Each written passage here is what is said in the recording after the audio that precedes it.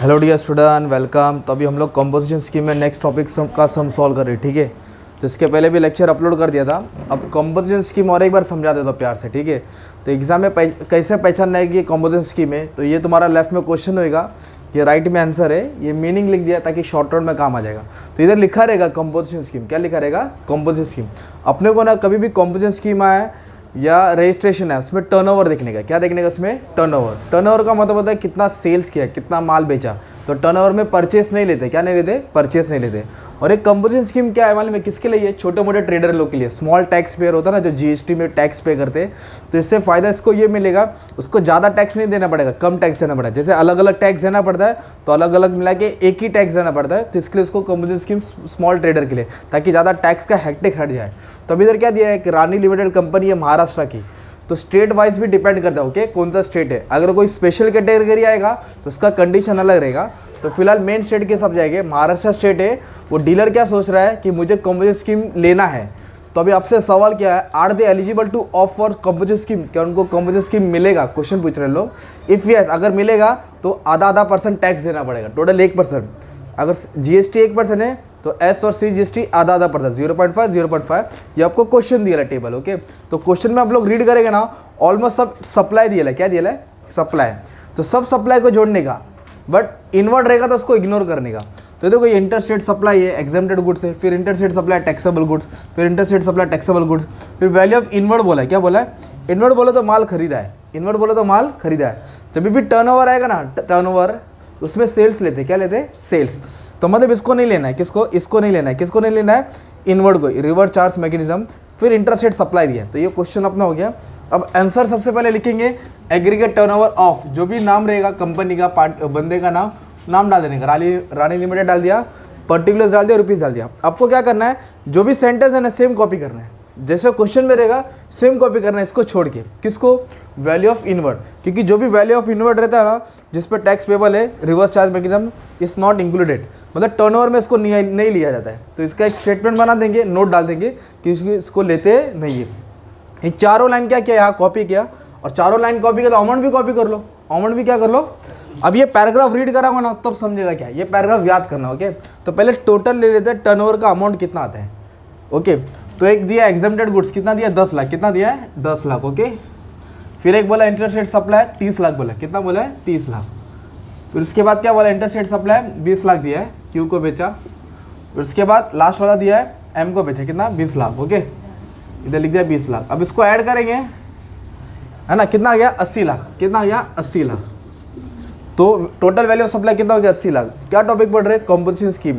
तो composition scheme में क्या चेक करना है कि उसका टर्नओवर 1.5 करोड़ से कम चाहिए। टर्नओवर कितना होना चाहिए? जो बड़ी बड़ी कंपनी है स्टॉक एक्सचेंज में लिस्टेड कंपनी, टाटा बिरला अंबानी, उनका टर्नओवर 10, 100 करोड़, 200 करोड़, हजार करोड़ जाता है। तो ये बड़ी कंपनी के लिए नहीं है, छोटी कंपनी जो छोटा मोटा बिजनेस करता है, तो उसका टर्नओवर 1.5 करोड़ से कम होना चाहिए। तो ये लाइन पहले पढ़ते हैं, द एग्रीगेट टर्नओवर ऑफ, तो इधर नाम डाल देंगे रानी, है ना, इस कितना आया भाई? 80 लाख। कितना आया? 80 लाख। विच इज लेस देन, क्या लिखा मैंने? क्योंकि कंपोजिशन स्कीम में लिमिट कितना? 1.5 करोड़। लिमिट कितना है? और उसका टर्नओवर कितना है? 80 लाख, जो कि कम है। Which is less than threshold limit. कौन सा लिमिट? एक लिमिट था, किसका लिमिट था? Composition levy. लेवी मतलब टैक्स होता है। कितना लिमिट था? 1.5 करोड़। लिमिट कितना है? और ये 1.5 करोड़ से कम है, मतलब जिसका 1.5 करोड़ से कम है उसको स्कीम मिलेगा, जिसका 1.5 करोड़ से ज़्यादा है उसको स्कीम मिलेगा नहीं। आई रिपीट, अभी जैसे नहीं होता ना, बॉर्नविटा होता है, छोटा छोटा होता है ना खाना, तो बड़े लोग को नहीं देते, बच्चे लोग को देते। किसको देते? बच्चे लोग, ताकि इसका दांत नहीं रहते, ले खा पी। तो बोलने का मतलब क्या है, जिसका टर्नओवर 1.5 करोड़ से ज़्यादा है उसको स्कीम नहीं मिलेगा, जिसका 1.5 करोड़ से कम है उसको स्कीम मिले। तो इसका टर्नओवर कितना है? 80 लाख, और लिमिट कितना था? 1.5 करोड़। 1.5 करोड़ से कम है तो लिखेंगे yes, so they are eligible to opt for scheme. हाँ, उसको ये कंपोजिशन स्कीम मिलेगा।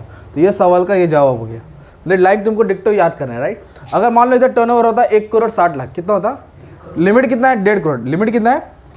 तो आप लोग क्या लिखते हैं? The aggregate turnover Rani is 1,60 crore which is more than, क्या लिखते हैं? Which is more than threshold limit for composition scheme, so they are not eligible. So they are not eligible आता, क्या आता? Not eligible.